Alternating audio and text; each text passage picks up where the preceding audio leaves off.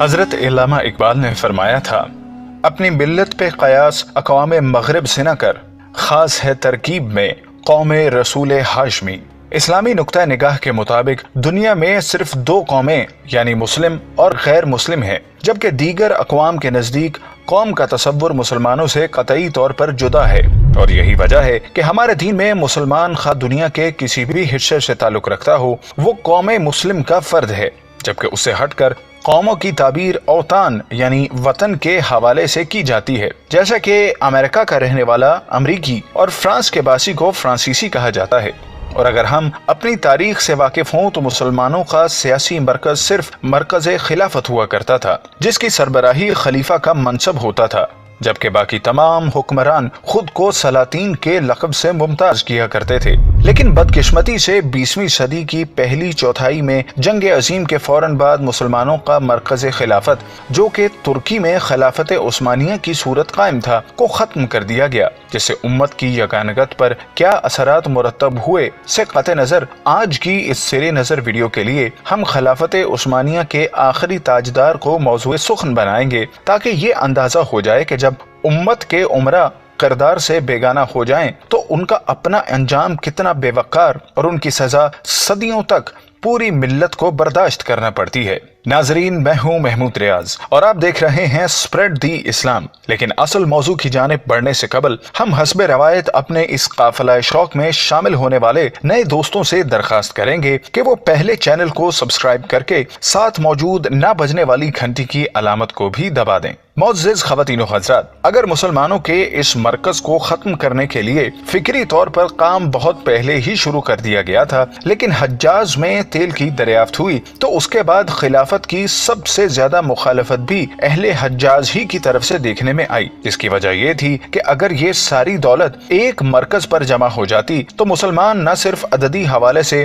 بلکہ معاشی حوالے سے بھی دنیا کی ایک بڑی قوت بن سکتے تھے، جبکہ اگر خود خلفاء کا احوال بیان کیا جائے تو سلطنت عثمانیہ دراصل بادشاہت میں تبدیل ہو چکی تھی اور ترک خلفاء سلاطین کے رحم و کرم پر تھے، اور ان کے اندر سے روح جہاد نکل جانے کے بعد مادہ پرستی کا غلبہ ہو چکا تھا۔ لیکن اس کے باوجود یہ بھرم ایک طویل عرصے تک قائم رہا، مگر جب پہلی جنگ عظیم کا آغاز ہوا تو اس وقت دولت عثمانیہ بھی یہ بھرم گنوا بیٹھی۔ ناظرین گرامی، اگر ہم ایک دفعہ پیچھے مڑ کر دیکھیں تو اندازہ ہوتا ہے کہ بظاہر یہ برائے نام حکومت بھی اتنی طاقتور تھی کہ جب امریکہ کے جہاز مراکو کے علاقے سے گزرتے اور انہیں بحری قزاق اپنا نشانہ بنا لیا کرتے تو اس وقت امریکہ نے عثمانی خلیفہ سے باقاعدہ درخواست کی تھی کہ ہمیں ان کی شر انگیزیوں سے تحفظ دیا جائے۔ لیکن جیسا کہ ہم نے عرض کیا کہ اس فتنے کو ابتدا میں خود مسلمانوں کے اندر سے اٹھایا گیا، جس کے بعد شریف مکہ کے 3 بیٹوں کو 3 علیحدہ ریاستیں دے دی گئیں، جو کہ اپنے معاملات میں بالکل آزاد حکومتیں تھیں،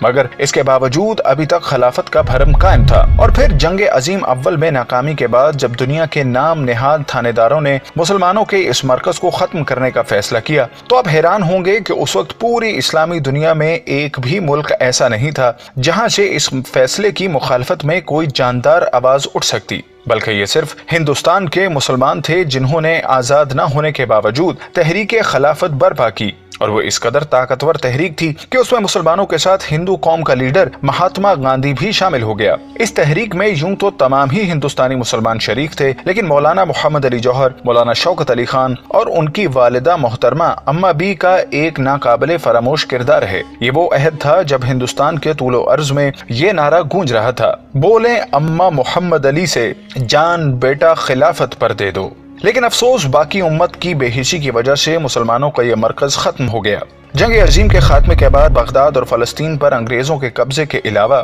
سلطنت کے اور بھی کئی علاقے اتحادی قوتوں کے قبضے میں جا چکے تھے، جس کے بعد 1920 میں ایک کانفرنس کے ذریعے شام پر فرانس اور فلسطین پر برطانیہ کے تسلط کو تسلیم کر لیا گیا، جبکہ سلطان نے ایک معاہدے میں حجاز کی سلطنت کو بھی آزاد ریاست تسلیم کر لیا۔ جو کہ ترک قوم پرستوں کے نزدیک ایک ناقابل تلافی گناہ تھا، جس کے بعد 23 اپریل 1920 کو انقرہ میں مصطفیٰ کمال پاشا کی سربراہی میں ترک ملت مجلس عالمی کا اعلان کر دیا، جس نے تھوڑے ہی عرصے کے بعد آخری خلیفہ وحید الدین کو تخت سے اتار کر عارضی آئین نافذ کر دیا، جبکہ بعد ازاں اسے ایک ناپسندیدہ شخصیت قرار دے کر ملک بدر کر دیا گیا، اور پھر 1 نومبر 1922 کے ایک کالے دن کو سلطنت عثمانیہ کے خاتمے کا اعلان کر دیا۔